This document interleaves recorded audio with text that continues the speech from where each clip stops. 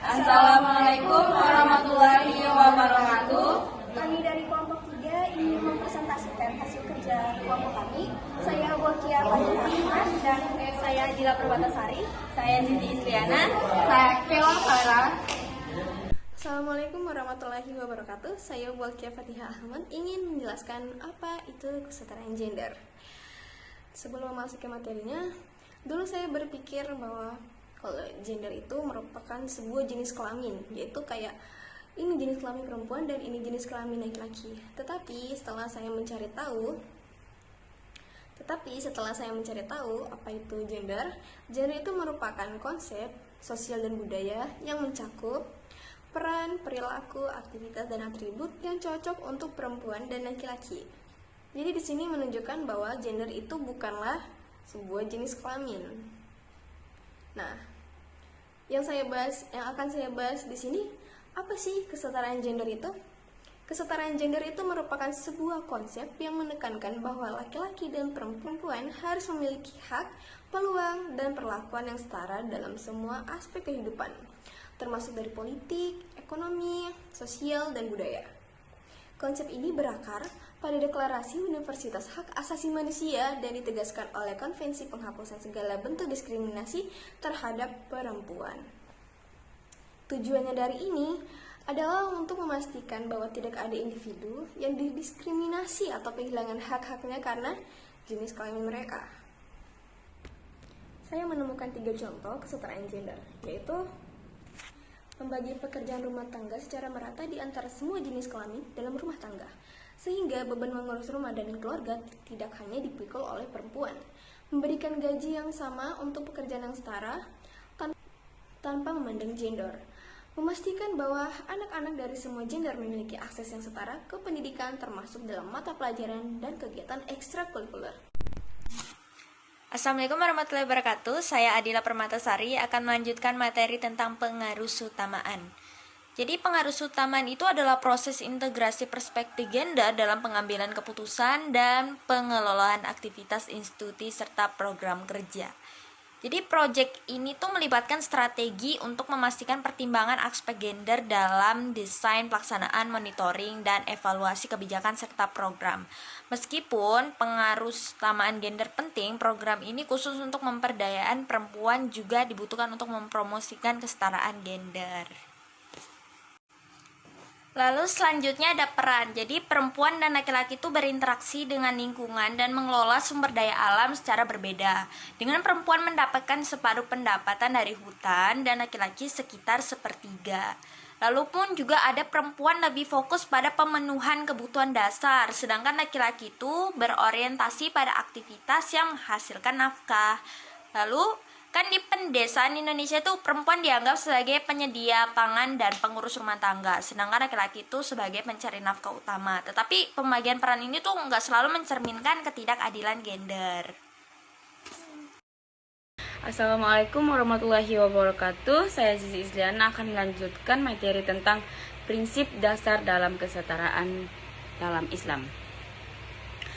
Pencipta manusia, Al-Quran menyatakan bahwa laki-laki dan perempuan diciptakan dari esensi yang sama. Dalam surah An-Nisa, surah keempat, ayat 1. Disebutkan bahwa manusia berasal dari jiwa yang satu, yang menunjukkan bahwa dalam pandangan Islam tidak ada perbedaan berdasarkan antara laki-laki dan perempuan dalam hal esensi kemanusiaan. Takwa sebagai ukuran. Islam menekankan bahwa keunggulan seseorang di mata Allah tidak didasarkan pada jenis kelamin, tetapi pada tingkat ketakwaannya. Adapun surah Al-Hujurat, surah ke-49 ayat 13, menegaskan bahwa yang paling mulia di sisi Allah adalah yang paling bertakwa. Baik, selanjutnya saya akan menjelaskan tentang hak perempuan. Hak perempuan, adapun hak pendidikan, hak ekonomi, dan hak dalam pernikahan. Oke, hak pendidikan.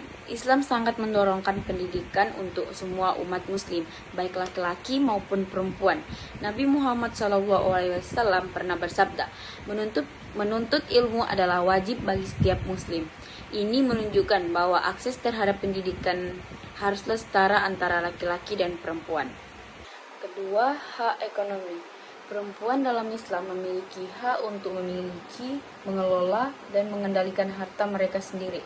Mereka juga memiliki hak untuk bekerja dan mendapatkan penghasilan. Khadijah, istri pertama Nabi Muhammad SAW, adalah seorang pebisnis yang sukses, yang menunjukkan bahwa Islam tidak melarang perempuan untuk aktif dalam bidang ekonomi. Dan yang terakhir, hak dalam pernikahan. Dalam pernikahan, perempuan memiliki hak untuk memilih pasangannya dan hak untuk mendapatkan perilaku yang adil dari suaminya. Al-Quran Surah An-Nisa, surah ke-4 ayat 19 mengajarkan agar suami memperlakukan istri mereka dengan baik. Feminis adalah gerakan sosial, politik, dan ideologi yang bertujuan untuk memperjuangkan kesetaraan gender, terutama dalam hal hak-hak perempuan. Feminis menyoroti ketidakadilan dan diskriminasi yang dialami oleh perempuan di berbagai aspek kehidupan, seperti pendidikan, pekerjaan, politik, dan hubungan sosial.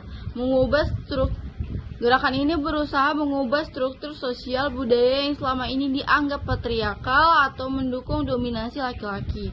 Ada berbagai gelombang dan cabang dalam feminis. Gelombang pertama yaitu fokus pada hak-hak dasar perempuan, seperti hak untuk memilih dan hak atas pendidikan. Gelombang kedua muncul pada 1960-an dan 1970-an. Gelombang ini menekankan pada isu-isu seperti hak reproduksi, kesetaraan di tempat kerja, dan kekerasan berbasis gender. Gelombang ketiga berawal pada 1900-an. Gelombang ini menekankan pada keberagaman pengalaman perempuan dan mencakup isu-isu seperti seksualitas, gender, dan interseksionalitas. Gelombang keempat fokus pada isu-isu seperti kekerasan terhadap perempuan, ketidakadilan sosial, dan pengaruh media sosial dengan pendekatan yang sangat terhubung dengan teknologi digital. Feminis berupaya menciptakan masyarakat yang adil bagi semua gender, bukan hanya perempuan, dengan menghilangkan stereotip, diskriminasi, dan sistem ketidakadilan yang mendukung ketidaksetaraan. Secara umum, kesetaraan gender dipandang sebagai tujuan yang positif karena bertujuan untuk menciptakan kesempatan yang adil bagi semua orang, terlepas dari jenis kelamin. Namun seperti halnya perubahan sosial besar lainnya, ada beberapa tantangan yang potensi dampak negatif yang dapat muncul, terutama dalam masa transisi menuju kesetaraan. Beberapa dampak buruk atau tantangan ini mungkin lebih berkaitan dengan resistensi terhadap perubahan atau dinamika sosial yang muncul daripada kesetaraan gender itu sendiri. Yang pertama adalah perubahan dalam peran tradisional. Dalam masyarakat yang sangat terkait pada peran gender tradisional, transisi menuju kesetaraan gender dapat menyebabkan ketidaknyamanan atau konflik, terutama di dalam keluarga atau komunitas yang memegang nilai-nilai patriarkal atau matriarkal yang kuat.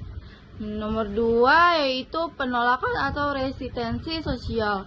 Upaya untuk mencapai kesetaraan gender bisa memicu resistensi dari kelompok-kelompok yang merasa bahwa perubahan tersebut mengancam status quo. Misalnya ada individu atau kelompok yang mungkin merasa banyak pemberdayaan perempuan atau kelompok minoritas gender mengurangi kesempatan bagi laki-laki. Nomor 3 yaitu stres atau beban tambahan. Dalam beberapa kasus, ketika perempuan berusaha memasuki dunia kerja dan menjalankan peran yang secara tradisional dipegang oleh laki-laki, mereka mungkin menghadapi beban ganda, menjalani karir sambil tetap bertanggung jawab atas tugas rumah tangga dan pengasuh anak. Ini bisa menciptakan stres tambahan bagi perempuan. Nomor 4 yaitu isu keberagaman perspektif dalam feminisme. Gerakan feminisme dan kesetaraan gender tidak selalu seragam. Terkadang ada konflik internal mengenai prioritas, seperti antara feminis barat dengan feminis di bagian lain dunia yang memiliki konteks budaya yang berbeda. Hal ini bisa menciptakan friksi dalam mencapai tujuan kesetaraan gender secara global. Nomor 5 yaitu persepsi anti laki-laki. Beberapa orang atau kelompok mungkin salah menginterpretasikan gerakan kesetaraan gender sebagai gerakan yang anti laki-laki atau berusaha mengalahkan laki-laki. Ini bisa menciptakan ketegangan antara Meskipun ada tantangan, tujuan utama kesetaraan gender adalah menciptakan masyarakat yang lebih adil dan inklusif. Potensi dampak negatif biasanya terkait dengan resistensi terhadap perubahan dan ketidakpastian. Munculnya komunitas LGBT ini merupakan suatu dampak besar yang sangat buruk dalam agama Islam. Komunitas LGBT ini memiliki pro dan kontra. Saya akan bahas pro-nya dulu, kontranya belakangan. Dukungan dan penerimaan komunitas LGBT. Di dalam hak asasi manusia, banyak orang percaya bahwa setiap individu termasuk mereka yang berada dalam komunitas LGBT berhak atas hak asasi manusia yang sama, termasuk hak untuk mencintai siapapun yang mereka pilih, menikah, dan hidup tanpa adanya diskriminasi. Dan dalam kesetaraan, di banyak negara, terutama di dunia barat sana, ada dukungan yang kuat untuk kesetaraan hak bagi komunitas LGBT ini. Dan ini termasuk hak untuk menikah, adopsi anak, dan perlindungan hukum dari diskriminasi. Ini kontra.